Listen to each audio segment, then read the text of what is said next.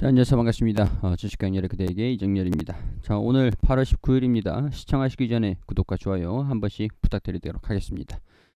자, 두산 에너빌리티가 사실상 원전 수주를 받았다라는 소식들이 있어가지고 거기에 대해서 자세하게 좀 풀어드리려고 하는데, 일단 주가가 원전 수주에 대한 기대감들이 반영되면서 일단은 추세가 지금 이런 식으로 저점을 형성을 하고 있고, 한 단계 업되어 있는 17,500원 부근에서 상승 저항 구간, 이런 식으로 추세가 좀 밀집되고 있었던 그런 상황들이에요.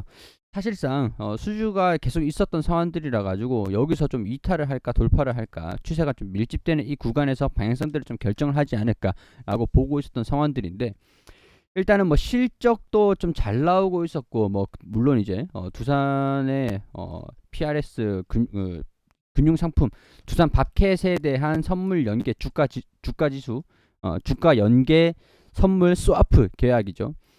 여기에 따른 이제 손실은 조금 있었습니다만, 일단은 연장이 됐다라는 소식들도 좀 있었고, 연장이 좀 됐다라는 소식이 뉴스로 나오진 않았는데, 일단 제가 듣기로는 연장이 된 것 같다라고 얘기를 들었어요. 일단 정확하게 좀 판단이 되면은 추후에 다시 좀 말씀드리도록 하겠습니다. 손실이 있었고 연장이 됐기 때문에 이런 부분에서 우려감들도, 리스크도 좀 줄어들었을 것으로 예상이 된다, 이렇게 말씀을 좀 드릴 수 있을 것 같은데, 일단은 실적 자체가 좀 호실적을 나와준 건 맞습니다. 단기 순이익은 일단 파생 상품에 대한 손실, 이거는 일회성이라고 보는 게 좋을 것 같거든요. 근데 매출 자체도 늘어났고 영업이익 자체도 늘어났고, 영업이익이 2배 가까이, 2배까지는 아니지만 뭐 가까이 증가됐다라는 것들은 굉장히 좀 고무적인, 향후 실적에도 고무적인 그런 상황들이다, 이렇게 말씀을 드릴 수 있을 것 같아요.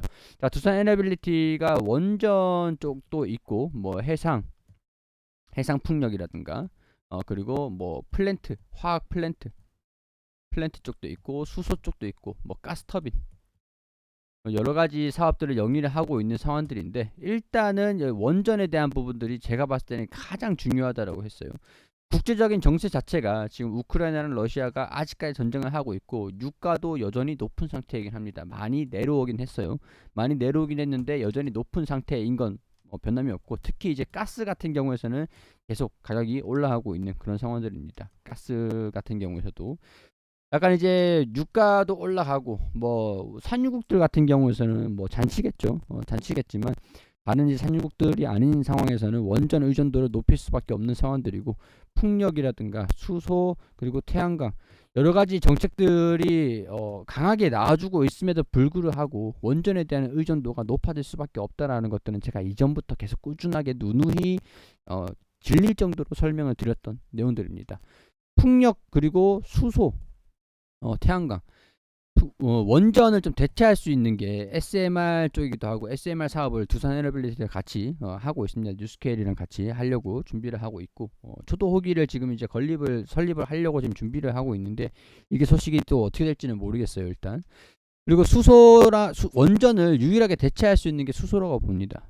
수소로 에너지원으로 이제 전기를 생산을 하는 건데, 이거는 수소 연료전지 같은 경우에서는 약간 전력 생산을 유동적으로 늘렸다가 줄였다가 할 수가 있습니다. 근데 태양광이라든가 풍력이라든가 이런 쪽에서는 우리가 일조량이라든가 해상 풍력에 대한 뭐 그런 것들을 우리가 조절을 할 수가 없기 때문에, 태양을 우리가 조절을 하고 바람을 우리가 조절을 할 수는 없잖아요. 자연을 우리가 거스를 수는 없기 때문에, 유일하게 수소는 많이 가동을 하면 전력을 생산을 많이 할 수 있고, 또 이제 적게 가동을 시키면은 이렇게 원전처럼 좀 유동적으로 우리가 관리를 할 수 있는 게 유일하게 수소라고 봅니다. 이 사업도 같이 하고 있는 것들이고, 수소 연료 전지뿐만 아니라 수소 가스, 수소 혼소 터빈, 이것도 이제 친환경으로도 좀 주목을 받을 수 있을 그런 상황들이긴 한데, 일단 어찌됐든 간에 지금 원전 쪽이 중요한 상황들이라고 말씀을 드렸었죠. 자, 원전, 제가 이제 말씀을 드리고 싶은 부분들은, 자, 원전 수출 전략 추진위에 출범을 했다. 약간 이게 수출 전략을 지원을 하기 위한 위원회다, 이렇게 보시면 될 것 같은데, 연내에 원전 일감을 1조 원 이상 공급을 할 것이다, 얘기를 하면서, 이제 원전 생태계가 우리가 굉장히 좀 망가져 있었습니다. 탈원전을 하면서 원전에 들어가는 돈이 좀 말라붙고 있었던 상황이었어요.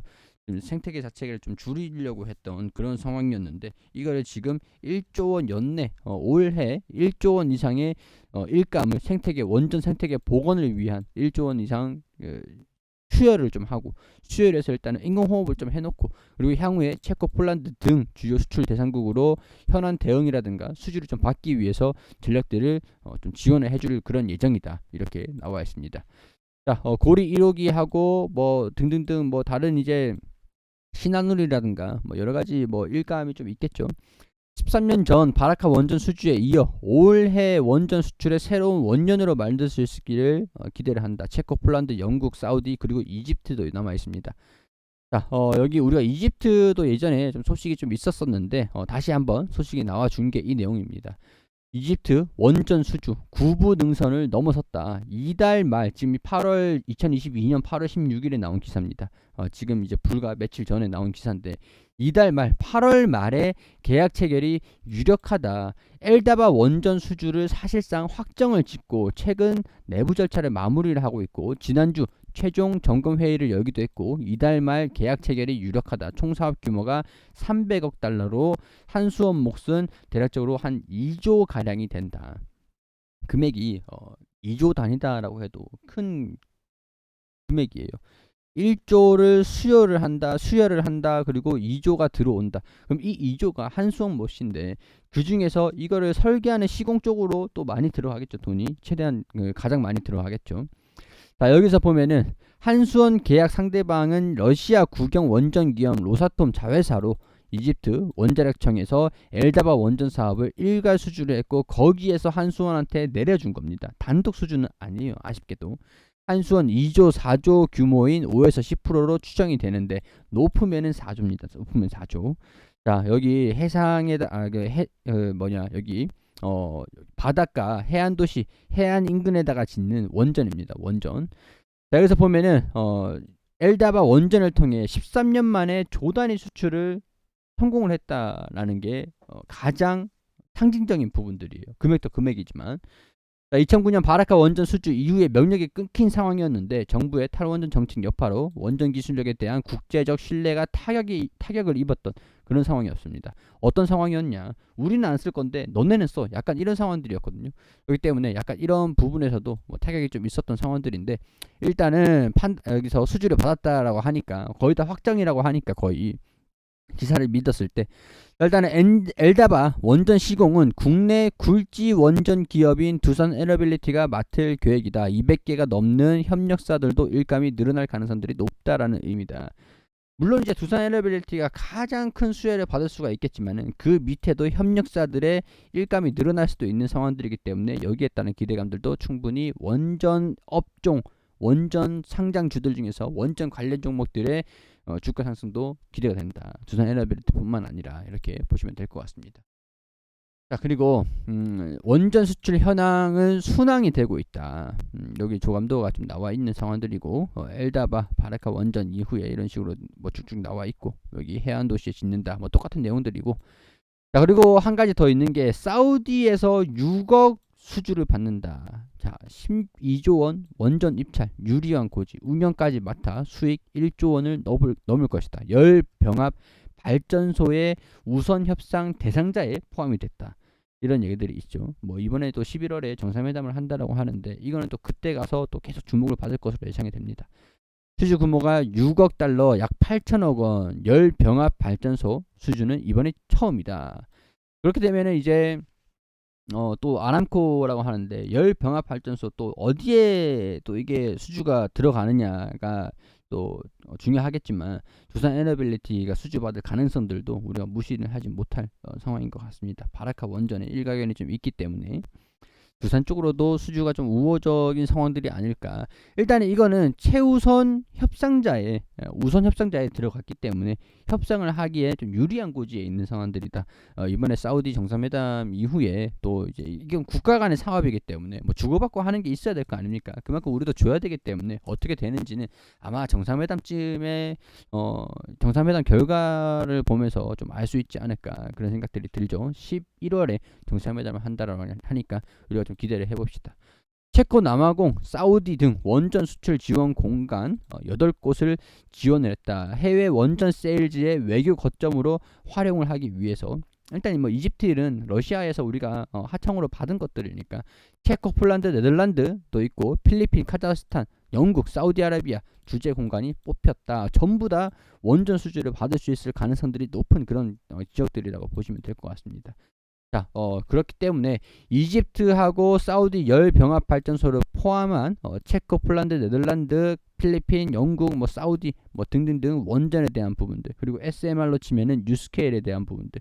뉴스케일이 요즘 좀 잠잠하긴 한데 뭐 이런 모멘텀들을 가지고 있는 상황들이니까 두산 에너빌리티 같은 경우가 외국인들이 계속 순매수를 하고 있는 상황들이고 이집트가 끝은 아니다. 끝은 아니다. 그렇기 때문에는 이거를 전부 다 반영을 하는데 시간이 걸리긴 하겠지만은 시간은 수주만 받는다라고 한다면 아무런 제약이 되지가 않을 것이다라고 설명을 좀 드릴 수 있을 것 같습니다. 일단 뭐 기대감으로 주가가 좀 슈팅이 좀 나오기에는 두산 에너빌리티의 엉덩이가 조금 무겁습니다. 주가 움직임이 조금 무거워요. 그렇기 때문에 22,000원을 돌파를 할지 조정을 받는다라고 하면은 뭐 2만 원 수준 여기까지 여기 단기적으로는 변동성이 한 2폭 안에서 움직이지 않을까 이렇게 지금은 예상치 정도를 설명을 드릴 수 있을 것 같습니다. 자, 두산 에너빌리티에 대한 긍정적인 생각들은 뭐 이전부터 뭐 시간이 문제지 좀 장기적으로 보시라고 꾸준히 말씀을 드리긴 했었거든요. 그렇기 때문에 제가 뭐 설명을 드렸던 거는 막 이쯤부터 2020년부터 계속 꾸준히 설명을 드려왔었고 시간이 계속 흘러가고 있는 상황들인데 이제 결실 여러분들이 투자를 했을 그런 뭐 결실을 조금 얻으시기를 바라는 그런 마음입니다. 자, 영상이 좀 도움이 되셨다면 구독하셨는지 한 번만 확인해 주시고 안 하셨다면 구독 한 번씩만 부탁드릴 수 있도록 하고 좋아요도 함께 부탁드리겠습니다.